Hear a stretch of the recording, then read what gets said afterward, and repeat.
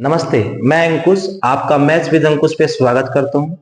आज की क्लास में मेरे भाई हम बात करेंगे प्रॉफिट एंड लॉस। एक टॉपिक है हमारे पास में जो कि परसेंटेज का पार्ट है। लास्ट की वीडियोस में हमने परसेंटेज को पढ़ लिया था। जो परसेंटेज के इंपॉर्टेंट क्वेश्चंस थे, हर एक कॉन्सेप्ट पे हमें कमांड कर लिए। लगभग सभी कॉन्सेप्ट्स पे जो क्वेश्चन बन सकते थे हमने उनको कवर अप कर लिया मेरे बच्चे। आप आज के समय में हम क्या करेंगे, आज के समय में हम करेंगे profit and loss. Profit and loss भी हमारे पास में परसेंटेज का एक पार्ट है।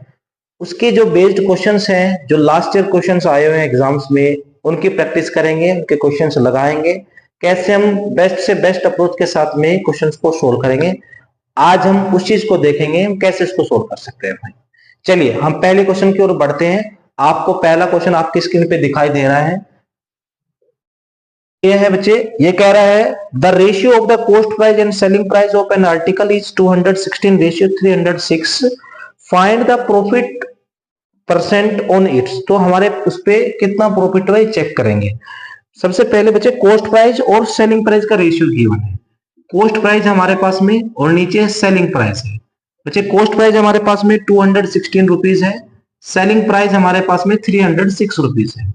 हमें प्रॉफिट परसेंटेज निकालना है मेरे भाई।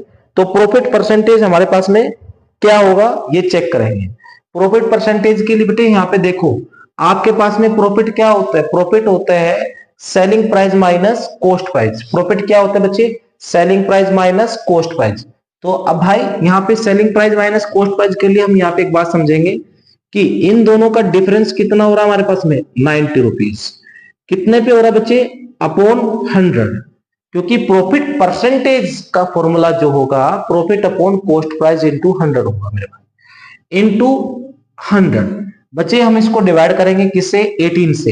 18 1 जा, 18 2 जा, 18 5 जा, 4 3 जा, 4 25 जा, मीन्स 25 5 जा 125 अपॉन 3, 3 4 जा 41.66, लगभग 41.66% का में प्रॉफिट हुआ है, जो कि आपको आपके स्क्रीन पर डी ऑप्शन दिखाई दे रहा है। एक अच्छा क्वेश्चन था जो हमने किया है। अब बच्चे हम नेक्स्ट क्वेश्चन की ओर बढ़ते हैं। नेक्स्ट क्वेश्चन हमसे क्या कहता है बच्चे, क्वेश्चन आपको आपके स्क्रीन पे दिखाई दे रहा है। वो कह रहा है किसी वस्तु पर मिलने वाला लाभ विक्रय मूल्य का 2/7 है, तो प्रॉफिट परसेंटेज क्या होगा। तो बच्चे आप यहाँ पे देखो, जो हमें प्रॉफिट हुआ है वो किस पे हुआ है, सेलिंग प्राइस पे। यानी कि जो हमें प्रॉफिट हुआ है वो एसपी पे तो हुआ बेटे, वो कितना है 2/7 पार्ट है। तो बच्चे यहाँ पे हम देख रहे हैं जो प्रॉफिट है वो कितने यूनिट है, 2 यूनिट है। कितने पे है, 7 पे है। तो बेटा यहाँ पे हमने इसको देखा, तो यहाँ पे हमारे पास में एक ऑप्शन आ रहा है, इसको चेक करते हैं। क्या इन दोनों का डिफरेंस कितना हुआ, 5। यानी कि जो उसका कॉस्ट प्राइस होगा वो 5 होगा, प्रॉफिट कितना हुआ 2 हुआ, इनटू क्या हुआ 100 हुआ। 5 1 जा 5 20 जा 22 जा 40, यानी कि सीधा सीधा 40% का प्रॉफिट हो रहा है हमारे पास में।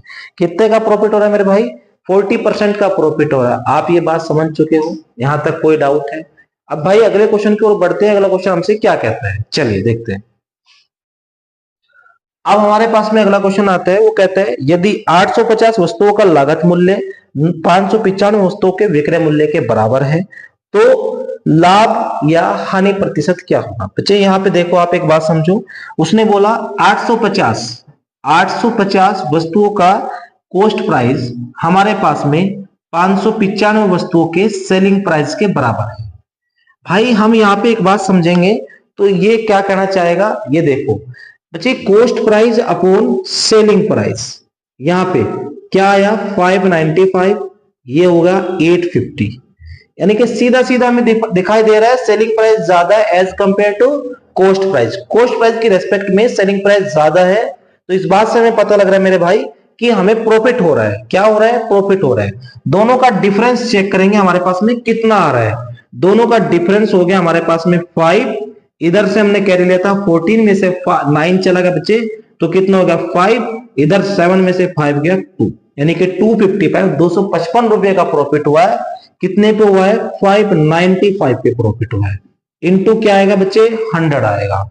हम इसको कैलकुलेट करेंगे, किससे कैलकुलेट करते हैं बच्चे, 5 से कर लेते हैं।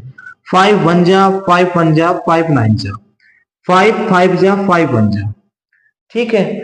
अब 17 से डिवाइड कर लेते बेटे, 17 3 जा 17 7 जा, मीन्स कितना हुआ हमारे पास में 300/7।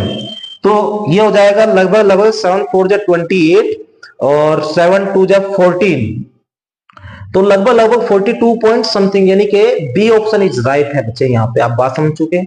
अब नेक्स्ट क्वेश्चन की ओर बढ़ते हैं। अगला क्वेश्चन कह रहा है हमसे कि एक आइटम को हमने सोल्ड किया 7130 रुपए में, जो कि प्रॉफिट हुआ 15% का। हमें इसका कॉस्ट प्राइस चेक करना। मेरे भाई 15% का प्रॉफिट जब हुआ जब हमने इसको 7130 में बेचा, यानी कि सीधा सीधा 15% का प्रॉफिट रिप्रेजेंट कर रहा है कितने को, 7130 को।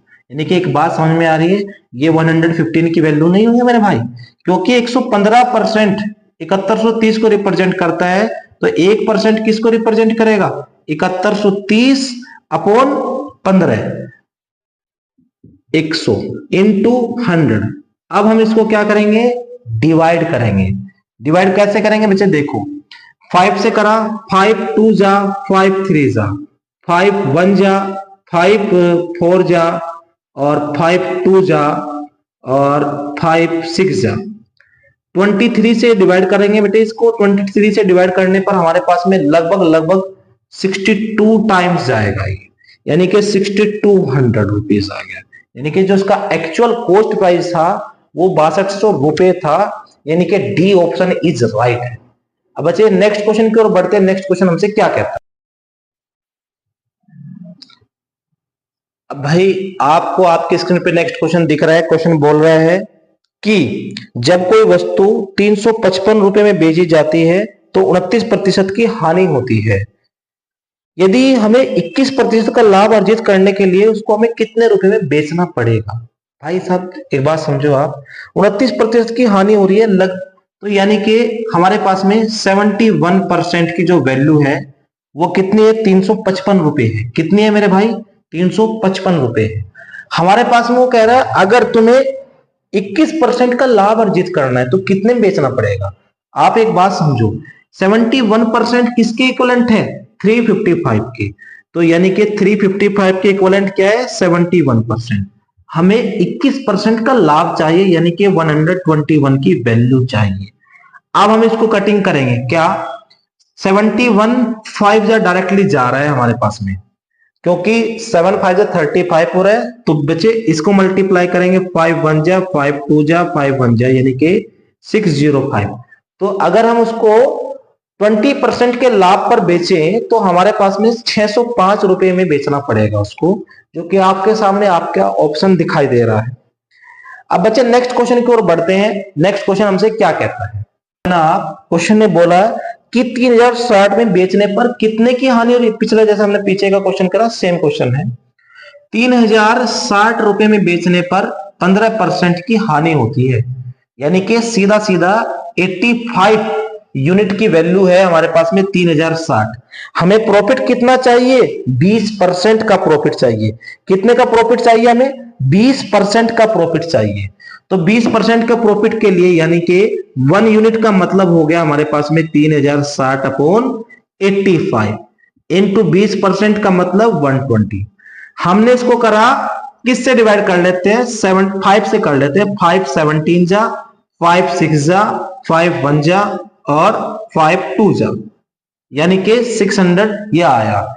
अब हम इसको मल्टीप्लाई करेंगे, डिवाइड करेंगे। 17 3 जा 51, 17 3 जा 9। अब ये बचा हमारे पास में कितना हो गया, 102।